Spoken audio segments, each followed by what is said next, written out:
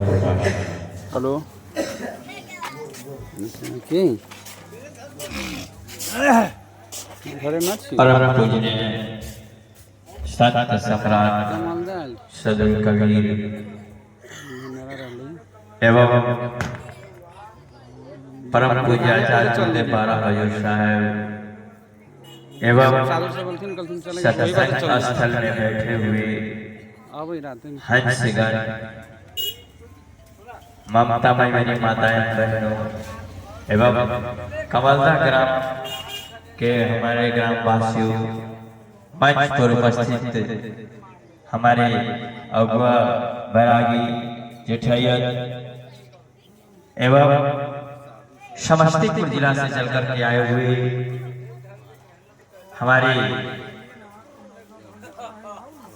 भजनायक शहीद के चरण कमलों की दास की तरफ से फिक्र मन में सुगर साहब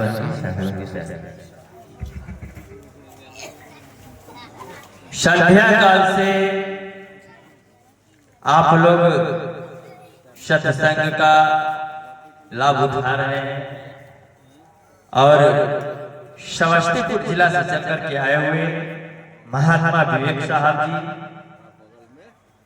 और नाल बालक संत राजा बाबू एवं झाल वादक कुपेश्वर बाबा आप लोग को अपने मधुर वाणी से भजन श्रवण कराएं और रानी इंद्रमती के कहानी से आप लोग को सेवा दे रहे थे। अब बताइए कि संत की सेवा के प्रभाव से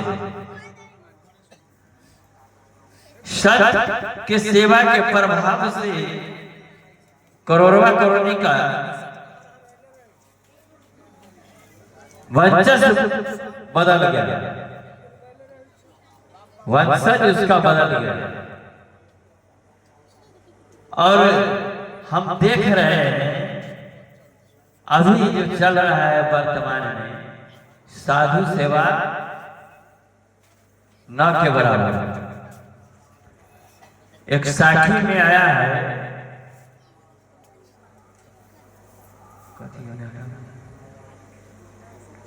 एक घड़ी आधो घड़ी आधो में बुनियाद कबीर संगत साधु के हरे कोटि अपराध। हमको समय निकालना चाहिए। सदगुरु कबीर ने अपने वाणी से हर युग में आया, कल युग द्वापर त्रेता सतयुग, हर युग में आया, हर नाम से आया और हम लोग को जीव को चेताने का काम किए।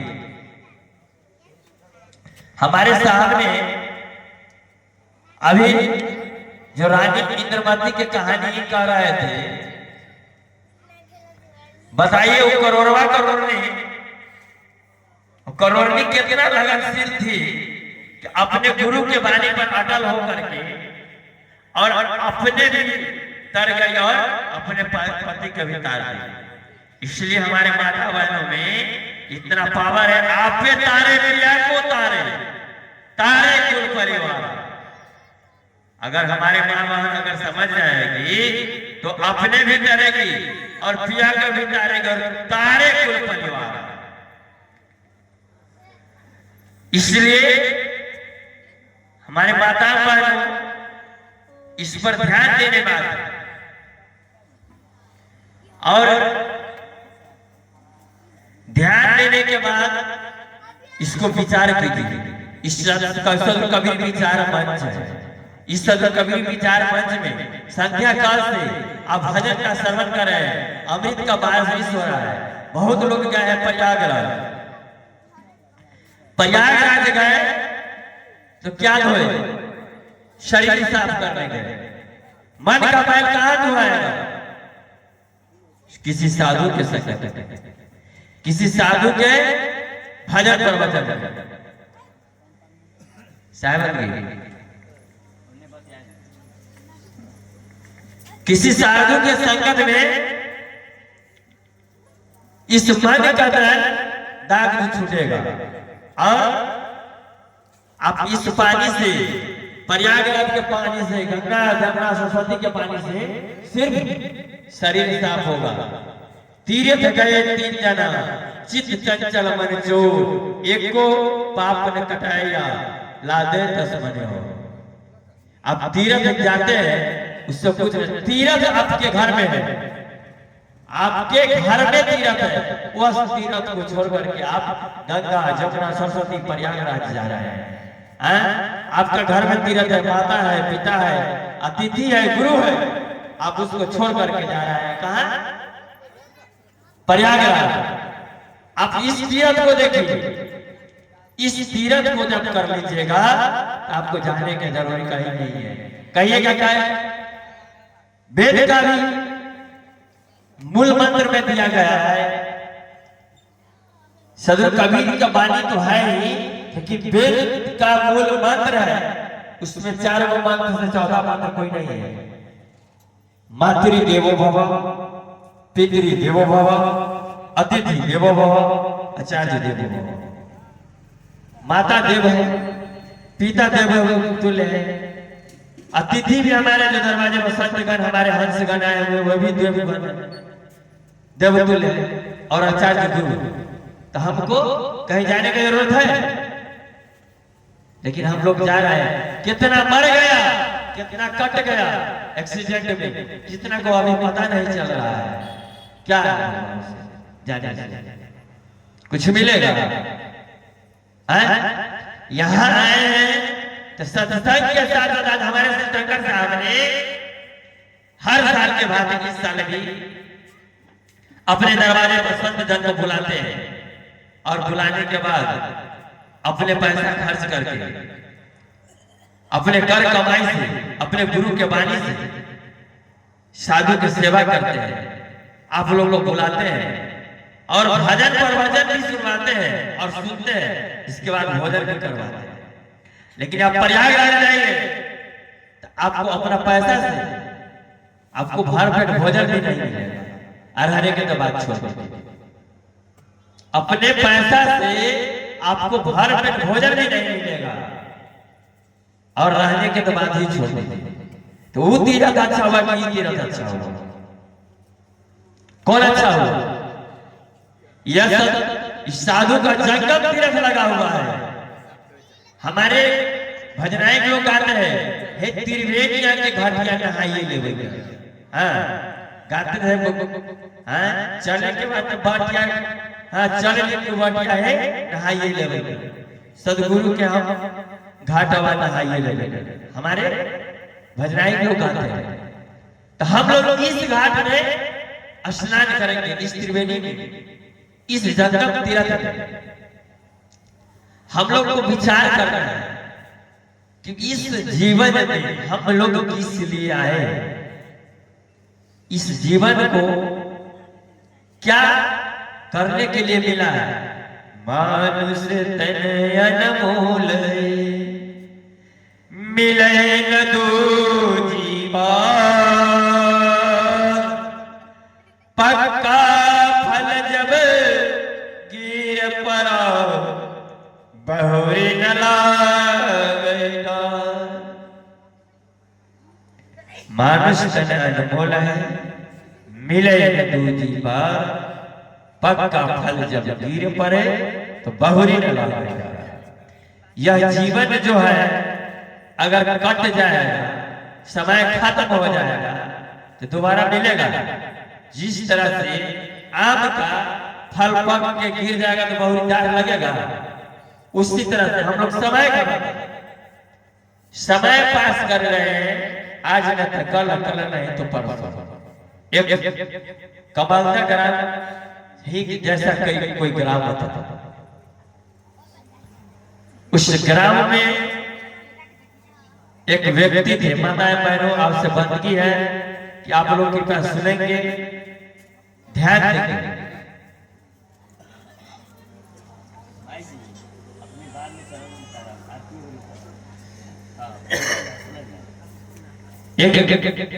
उस ग्राम में एक व्यक्ति थे।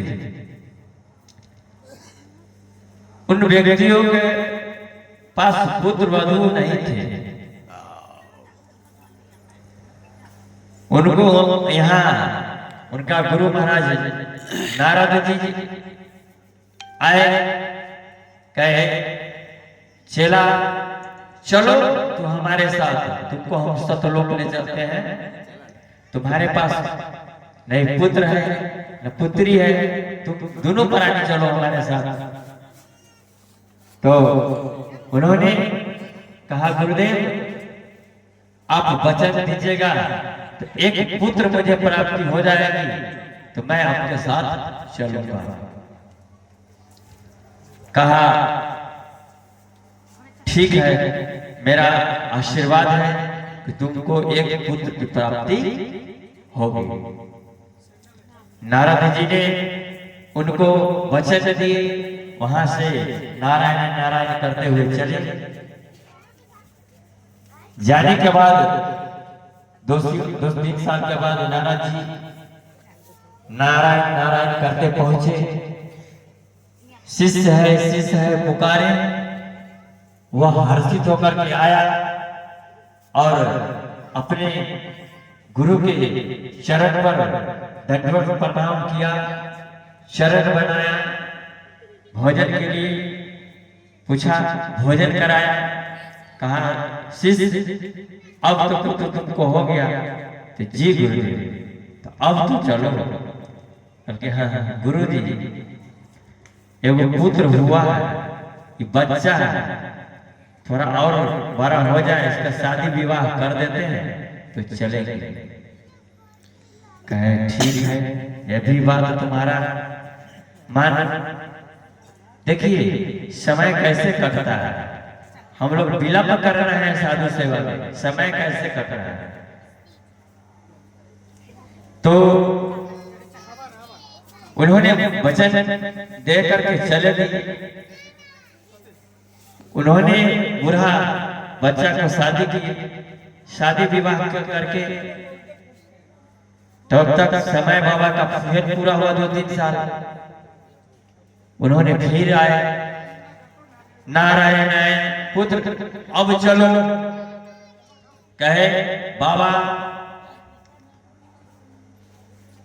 जो आपका वचन तो पूरा हो ही गया, लेकिन अभी शादी हुआ है, आप वचन दे देते ये पोता हो जाता तो उसको खिला लेते, तो अब तो आप ही के पास रहना, आपके शरणागत रहना है।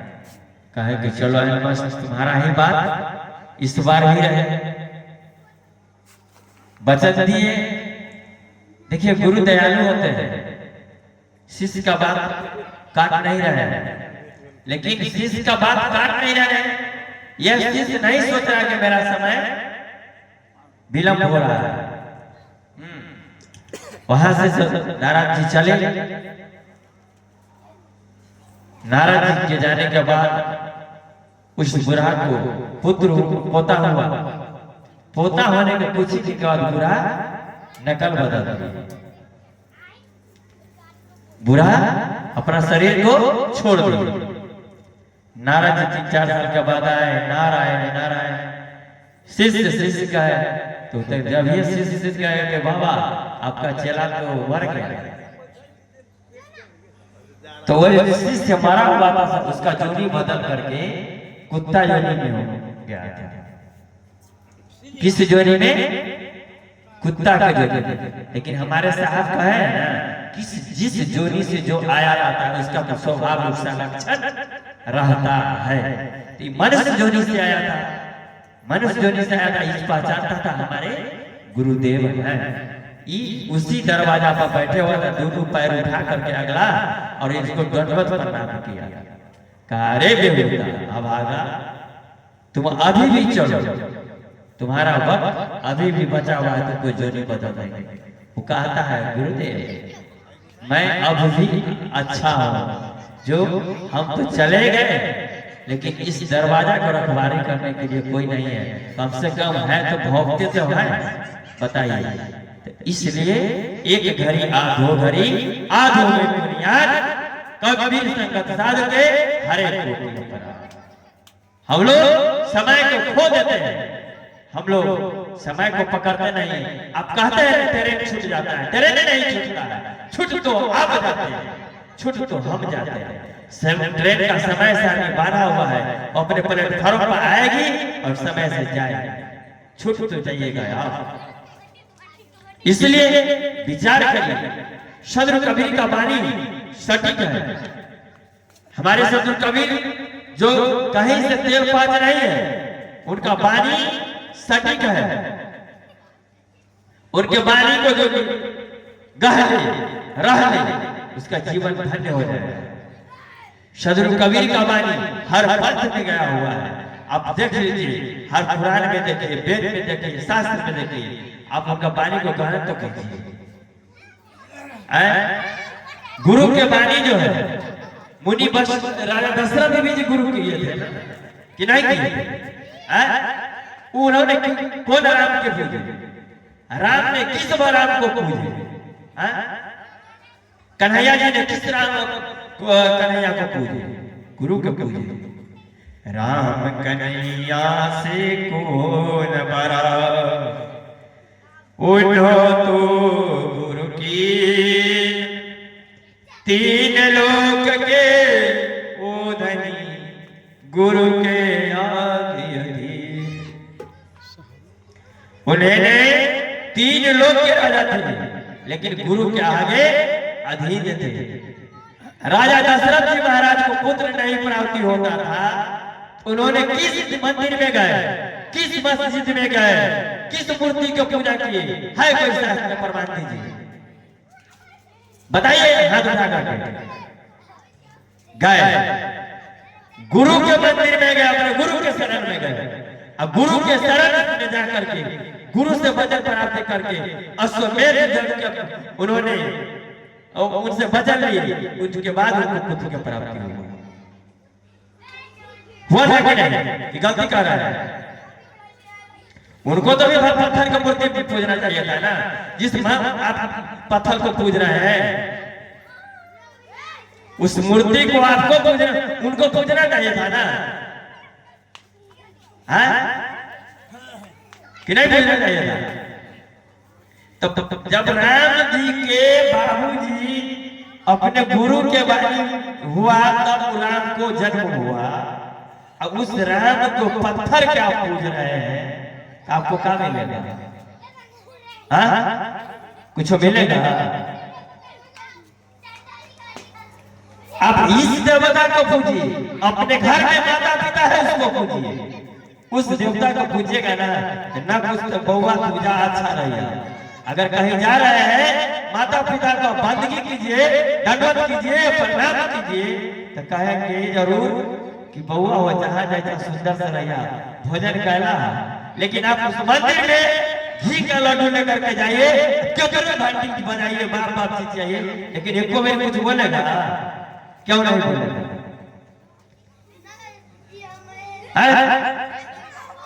तो आप घर के देवता को छोड़ रहे हैं, उस मंदिर में जा रहे हैं, उससे क्या मिलेगा? इसलिए सदगुरु कबीर ने कहे, पत्थर पूजे तो हरि मिले, मैं पूजू पहाड़, वहां से तो चक्की वाला कूट पीस खाए संसार। अगर पत्थर पूजने से अगर हरि मिल जाएगा तो मैं पहाड़ के पूजूंगा, और उससे तो चक्की वाला पीस खाए संसार। चक्की जो है पत्थर के उसे पीसता है तो संस खाता है लोग।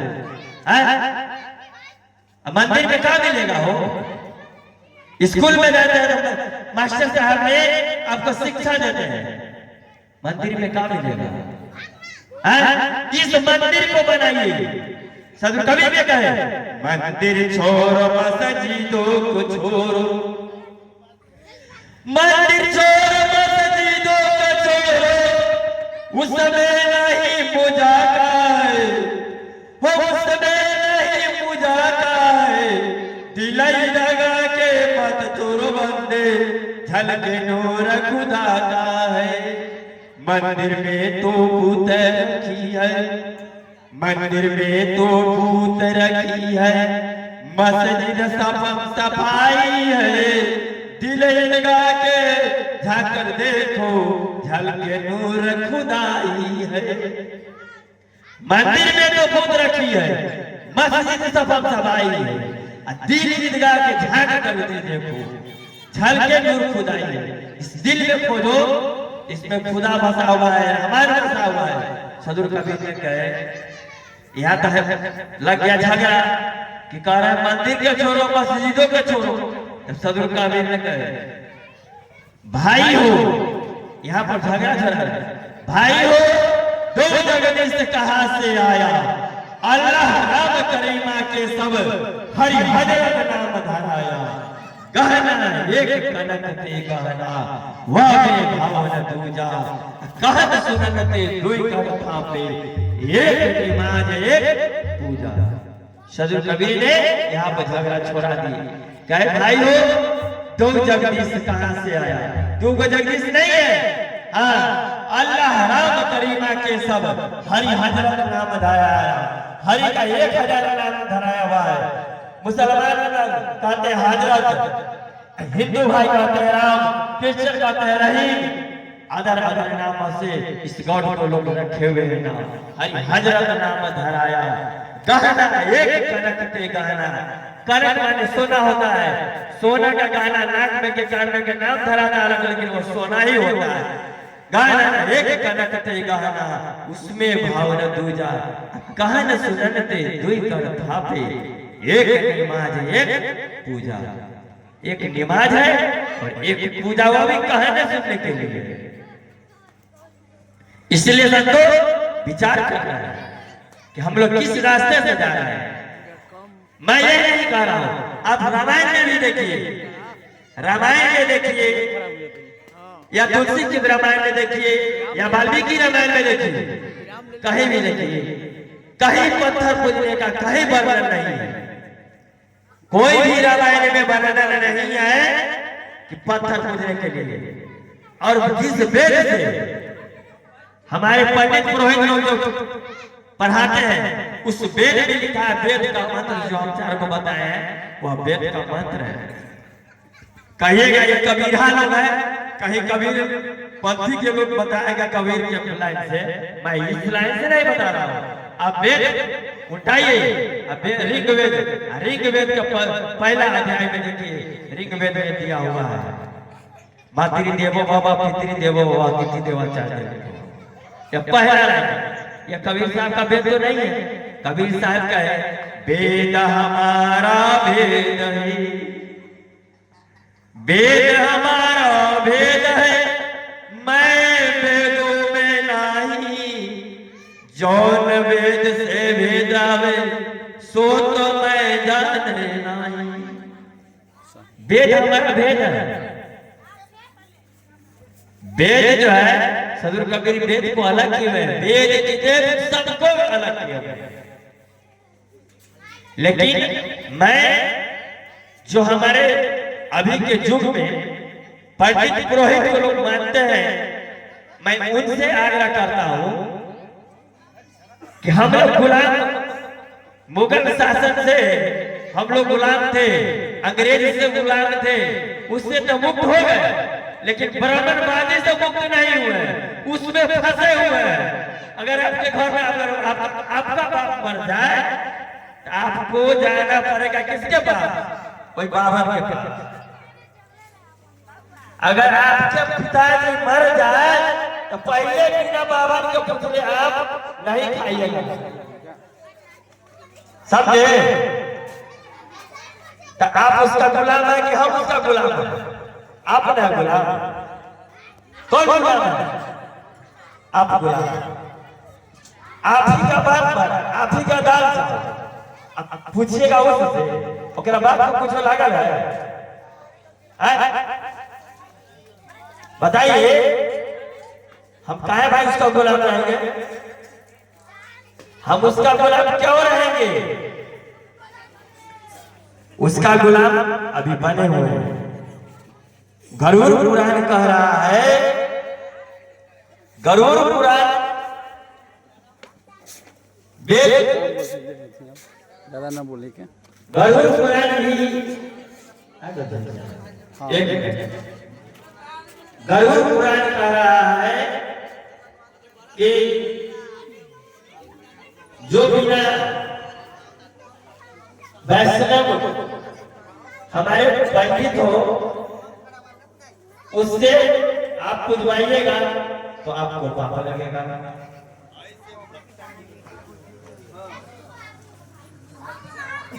और गरुड़ पुराण ये भी प्रमाण दे रहा है, हंस, परमहंस, कुटीचर, बहुदर आदि 4 सन्यासी है, उससे अगिला उला करे क्रिया ना करे, उसे भूमि में गाड़ दे। अब कहिएगा हंस, परमहंस, कुटीचर, हंस हो गए सत्य महात्मा, परमहंस, हंस हो गए साधु, परमहंस महात्मा का,